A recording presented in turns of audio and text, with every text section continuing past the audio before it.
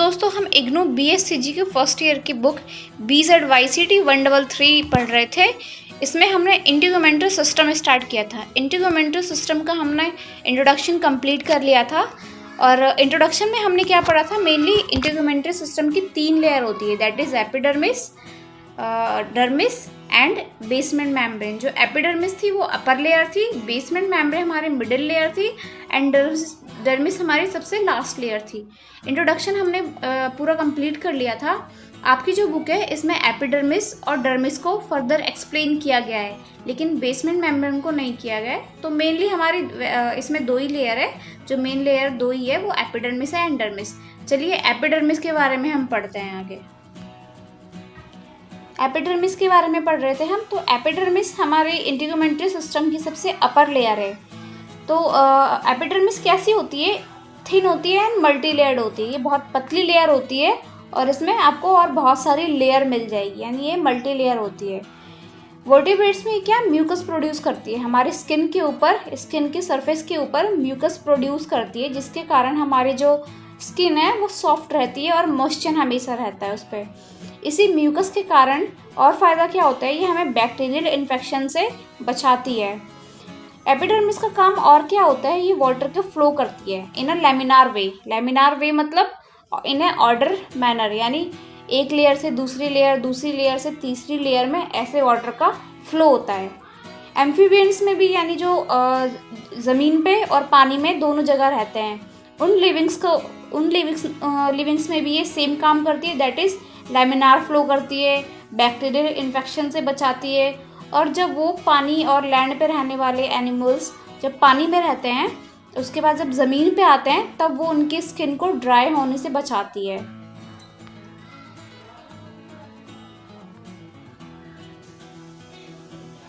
Epidermis mainly 5 type की होती है। कौन कौन से टाइप है इसके, stratum corneum, stratum lucidum, stratum granulosum, stratum spinosum और स्ट्रैटम बेसिल। इसमें जो सबसे अपर लेयर है वो स्ट्रैटम कॉर्नियम है। सबसे अपर लेयर, सबसे ऊपर वाली लेयर एपिडर्मिस की सबसे ऊपर वाली लेयर स्ट्रैटम कॉर्नियर है और सबसे नीचे वाली लेयर जो है स्ट्रैटम बेसिल है। आपकी बुक में सिर्फ 2 लेयर के बारे में बताया गया है, सबसे ऊपर वाली लेयर और सबसे नीचे वाली layer, that is stratum corneum और स्ट्रैटम बेसिल के बारे में बताया गया है। एक बार इसकी पिक्चर देखते हैं, पिक्चर से आपको जल्दी समझ आ जाएगा। ये देखिए, इसमें सबसे ऊपर वाली लेयर है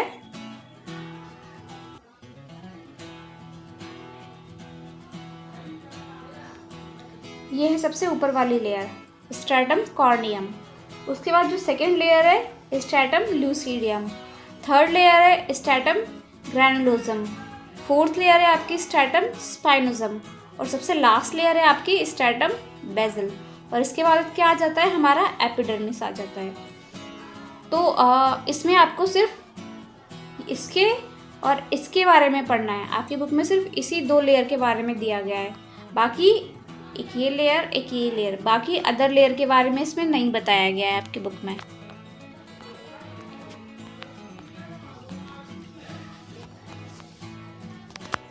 स्ट्रैटम कॉर्नियम के बारे में जानते हैं हम, क्या होता है इसमें। स्ट्रैटम कॉर्नियम, इसमें क्या होता है, सबसे अपर लेयर है, सबसे आउटर लेयर है, ये कैरेटनाइज्ड होती है। कैरेटनाइज मतलब यहाँ पे कैरेटीन जमा होता है। इस लेयर में सबसे ज़्यादा कैरेटीन होता है। कैरेटीन क्या है, एक टाइप का प्रोटीन होता है ये। स्ट्रैटम एपिथेलियम ही हमारे जो टिश्यूज़ है, टिश्यूज़ ऑफ हेयर, नेल्स, हमारे स्किन की आउटर लेयर को फॉर्म करने में हेल्प करती है। मेनली यहाँ पे डेड सेल पाए जाते हैं।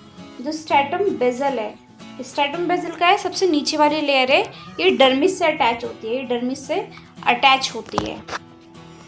इसमें क्या है, जितने भी न्यू सेल्स होते हैं मिटोटिक डिवीजन के थ्रू यहीं पे बनते हैं। मिटोटिक डिवीजन क्या होता है, when parent cell divides to produce 2 identical daughters, यानी एक पेरेंट सेल जब 2 आइडेंटिकल डॉटर्स में डिवाइड होता है उसको मिटोटिक डिवीजन कहते हैं। तो सेल सारे यहीं पे बनते हैं। यहाँ जितने भी न्यू सेल्स बनते हैं वो सेल क्या करते हैं, अपने आप को ऊपर की तरफ पुश करते हैं, अपने आप को ऊपर की तरफ पुश करते हैं और जब वो अपने आप को ऊपर की तरफ पुश करते हैं, इसी प्रोसेस में बहुत सारी प्रोटीन बनती है। उन प्रोटीन को एक साथ कलेक्टिवली हम कैरोटीन कहते हैं और इस प्रोसेस को हम कैरोटिनाइजेशन कहते हैं। अब आप अपनी बुक पढ़ेंगे तो आपको बहुत अच्छे से पता चल जाएगा, बहुत अच्छे से समझ आ जाएगा।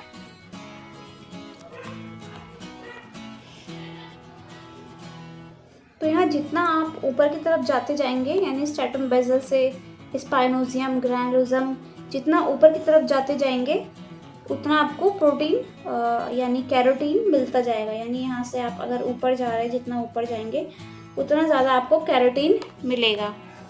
कैरोटीन का क्या काम होता है? कैरोटीन हमें बैक्टीरियल से बचाता है, बैक्टीरियल इन्फेक्शन से बचाता है और ये हमारी बॉडी को, हमारी स्किन को इंजरी से भी प्रोटेक्ट करता है। तो अब बुक का पढ़ के देखिए, आपको वो जल्दी समझ आ जाएगा। चलिए बुक का एक बार पढ़ लेते हैं।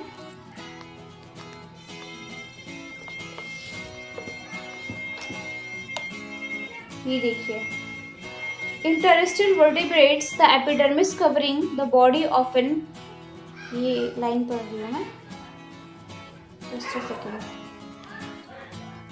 ये देखिए, in terrestrial vertebrates, the epidermis covering the body often form an outer keratinized or confined layer, the stratum corneum।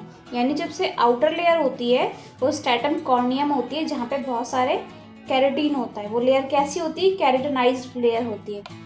This layer is compose of mostly differentiated dead cell. ये लेयर किससे बनी होती है? डेड सेल से बनी होती है। Next है हमारा new epidermal cells are form by meiotic division primarily in the deep epidermal layer stratum basale. यानी स्ट्रैटम बेसल जब सबसे हमारी डीप लेयर है, सबसे नीचे वाली लेयर है, यहीं पे हमारे क्या बनते हैं? न्यू एपिडर्मल सेल्स बनते हैं। और ये सेल्स कैसे बनते हैं? मेयोटिक डिवीज़न के थ्रू बनते हैं। मेयोटिक डिवीज़न यानी एक पेरेंट सेल से दो डॉटर सेल प्रोड्यूस होना, दो आइडेंटिकल डॉटर सेल प्रोड्यूस होना। तो यहाँ मेयोटिक डिवीज़न होता है, बहुत सारे सेल बनते हैं। फिर ये सेल क्या करती है? ये push more superficial ones towards the surface. यानी ये ऊपर की साइड सेल्स को धक्का देती है, जिससे जिससे कि ऊपर की साइड क्या होता है? कैरोटीन बनते हैं। ड्यूरिंग दिस प्रोसेस, इस प्रोसेस में क्या होता है? वेरियस प्रोटीन प्रोडक्ट्स एक्यूमुलेट, बहुत सारे प्रोटीन के प्रोडक्ट्स बनते हैं और इसको कलेक्टिवली हम कैरोटीन कहते हैं। कलेक्टिवली हम इसको क्या कहते हैं? कैरोटीन। कैरोटीन क्या है? अभी हमने देखा, जस्ट अ सेकेंड।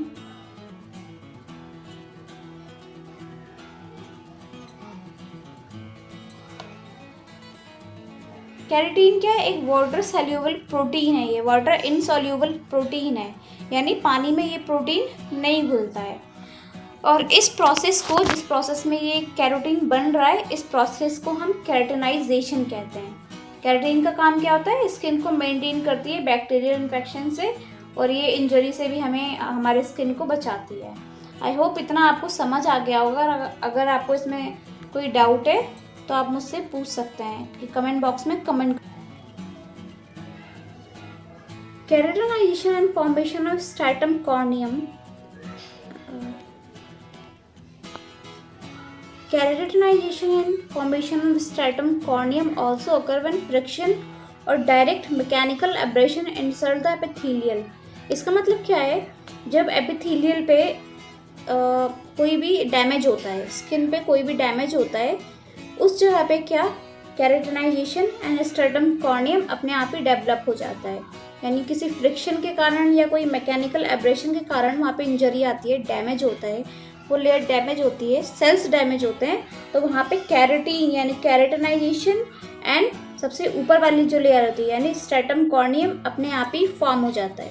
बाद में जो स्ट्रैटम कॉर्नियम होता है, जो स्ट्रैटम सबसे ऊपर वाली लेयर होती है, वो किस किस में बदल जाती है? क्या क्या बन जाते हैं वहाँ पे? हेयर्स बनते हैं उसके ऊपर, ये देखिए हेयर्स बनते हैं, हूफ्स बनते हैं। हूफ्स क्या होते हैं? घोड़े के पैर के नीचे होती है और फुट के नीचे होती है। हॉर्न बनते हैं, सींग बनती है, horn sheet of the other aspect, और भी अदर स्ट्रक्चर बन सकते हैं। अदर एपिडर्मल सेल्स में प्रोड्यूस ग्लैंड्स और they may be isolated glandular cells. जो अदर एपिडर्मल सेल्स होते हैं वो किस में प्रोड्यूस होते हैं, वो ग्लैंड्स बन जाते हैं, ग्लैंड्स बन जाते हैं, या फिर आइसोलेटेड ग्लैंडुलर सेल्स बन जाते हैं, यानी वो ग्लैंड जो कि सिंगल सेल से बना हो। आई होप आपको इतना समझ आ गया होगा। चलिए आगे बढ़ते हैं वीडियो में, और ये इसका लास्ट पैरा है। Scales form within the integuments of many aquatic and terrestrial vertebrates. Scales are basically fold in the integuments. Scales क्या होते हैं, इंटीग्यूमेंट्स के अंदर ही होते हैं, यानी स्किन के अंदर ही होते हैं। आपने फिश के ऊपर देखा होगा, स्नैक के ऊपर देखा होगा, तो इनके ऊपर जो होता है वो इंटीग्यूमेंट स्केल्स होता है। If dermal contribution predominant the fold is called dermal scale, यानी अगर डर्मल स्किन पे ज़्यादा स्केल्स हैं तो उसको डर्मल स्केल कहा जाएगा, और एपिडर्मल स्केल से डर्मल फोल्ड से ज़्यादा प्रोड्यूस हो रहे हैं स्केल्स, तो इसे एपिडर्मल स्केल कहा जाएगा। आइए समझते स्केल कहाँ है, इसमें देखते हैं, पिक्चर में देखते हैं स्केल्स। ये देखिए, ये जो दिख रहा है इसको स्केल कहते हैं। ये पार्ट, जितने भी ये पार्ट है इसको स्केल कहते हैं। ये जितना भी दिख रहा है स्केल्स है, इसके ऊपर भी ये स्केल्स, ये फोल्ड जो है स्किन के ऊपर जो फोल्ड है इनको स्केल्स कहते हैं। ये स्नैक के ऊपर है स्केल, ये फिश के ऊपर है, तो ये सारी चीज़ें क्या हैं, इन सबको क्या बोलते हैं, स्केल्स। इसका काम क्या होता है स्केल्स का?